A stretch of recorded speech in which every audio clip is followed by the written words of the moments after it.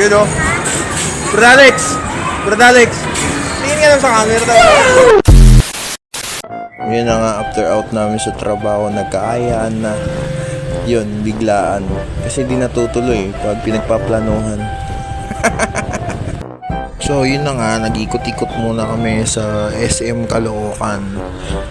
Kakabukas lang ito ng May 17. So, napagdiskitahan namin, tamang bike lang dito. At yun, pumasok na kami kahit nakapambahay lang. Napasubo, magpapalamig. So ayun nga, nabalot ng kalokohan ng SM City Caloocan. Nakakabukas dito lang. Yan. Bola lang yan. Naglalakad-lakad kami, nakita namin yung Tom's World. Sarap bumalik sa pagkabata, no? Napagtanto namin 20 pesos lang pala dala namin. Yun na nga, di na namin pinatagal, nilooban na namin. Pinasok na namin yung Tom's World.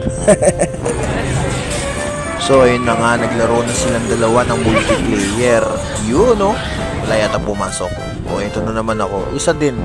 Hindi rin pumapasok. Nako, mintis.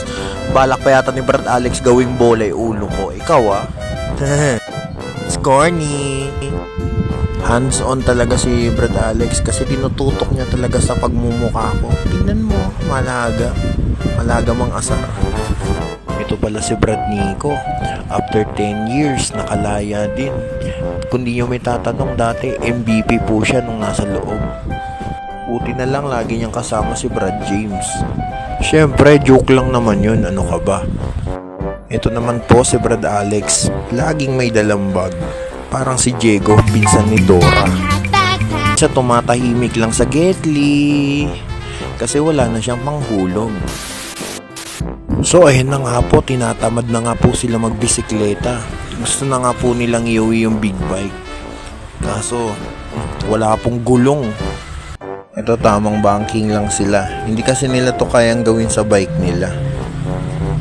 Kasi yun na nga, tinanong nila kung pwede na ba ma-release sa gwardiya. Tsaka yung papeles ng motor. Yun guys, nakapag-decide na kami na umuwi na kasi baka nilalagari na yung kadena ng bike namin sa may parking. Okay, bye-bye!